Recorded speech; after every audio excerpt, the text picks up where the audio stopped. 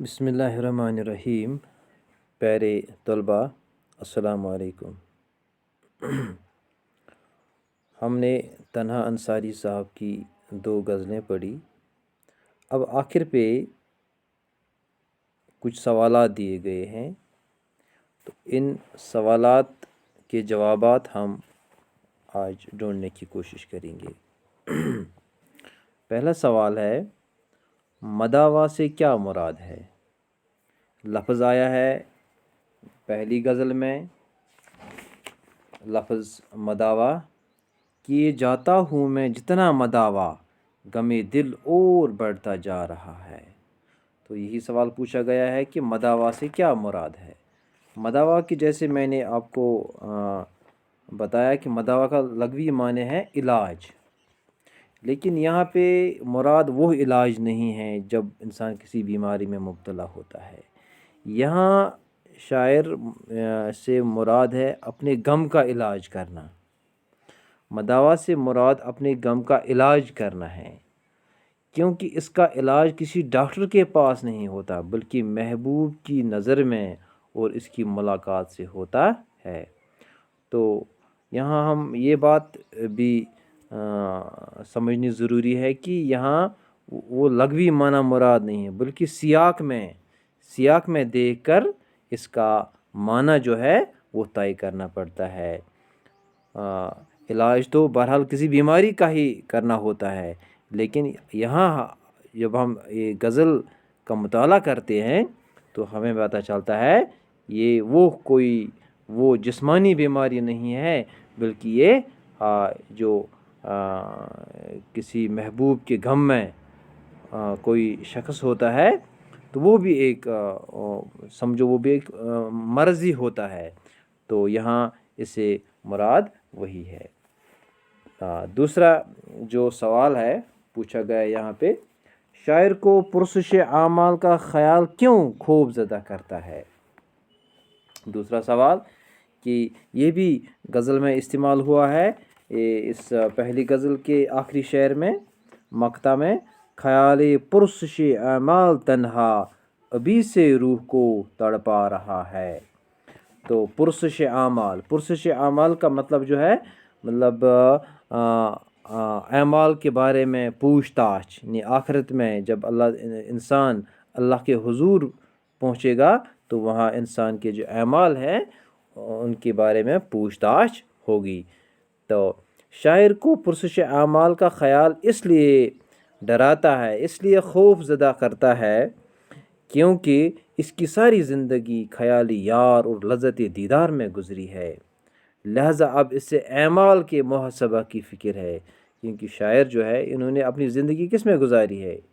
عشق میں گزاری ہے، اپنے معشوق کے اس عشق میں گزاری ہے، اس کے لذت دیدار میں گزاری ہے، لہٰذا یہاں پہ شاعر کی ندامت دیکھنی ہے۔ کہتے ہیں کہ میں نے اپنی ساری زندگی معشوق کے پیچھے گزاری ہے، تو جب میں اللہ کے حضور پیش ہو جاؤں گا تو میں کیا، میرے اعمال وہ نہیں ہیں جو ہونے چاہیے، لہٰذا اب اسے اعمال کے محاسبہ کی فکر ہے۔ یہ سوال نمبر 3 ہے، خزاں کے تند جھونکوں سے کیا مراد ہے؟ یہ بھی دیکھیے آپ، غزل میں استعمال ہوا ہے، خزاں کے میں گل ہوں مسکرا رہتا ہوں طوفان کے عالم میں، خزاں کے تند جھونکوں میں بھی مرجانا نہیں آتا۔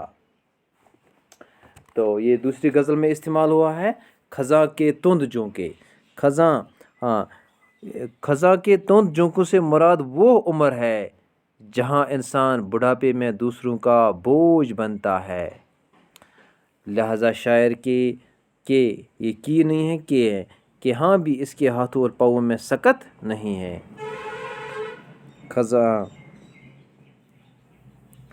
خزاں کے تند جھونکے جو ہے وہ ہے کہ جب انسان کی زندگی میں، بڑھاپے میں، جب مطلب انسان بہت ساری مشکلات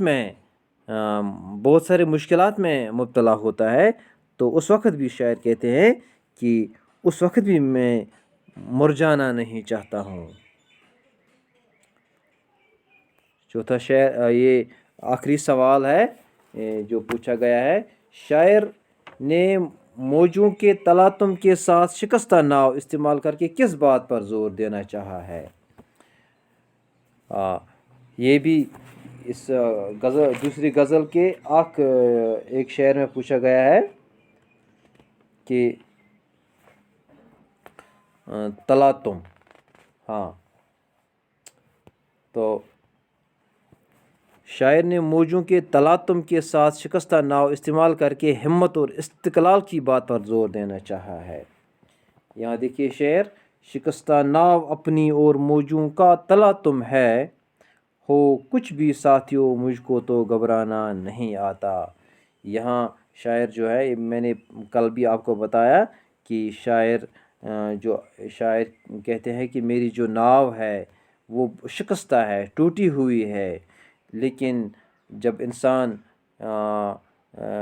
اس میں دریا میں یا سمندر میں اس ناؤ پہ سوار ہوتا ہے تو ہر وقت یہ خطرہ رہتا ہے کہ موجوں کا تلاطم، مطلب یہ لہریں جب آتی ہے تو وہ اس کے ساتھ ٹکراتی ہے، لیکن جب ناؤ ہی شکستہ ہو، ٹوٹی ہوئی ہو، اس میں سوراخ ہو، تو اس لہٰذا یہاں شاعر نے موجوں کے تلاطم کے ساتھ شکستہ ناؤ استعمال کرے، ہمت اور استقلال کی بات پر زور دینا چاہے، یعنی کہتے ہیں کہ اگرچہ میری جو ناؤ ہے یہ شکستہ ہے، ٹوٹی ہوئی ہے، لیکن پھر بھی میں نے ہمت نہیں چھوڑی ہے، میرے اندر ہمت اور استقلال ہے، تو میں آخری دم تک اس پر سوار رہوں گا۔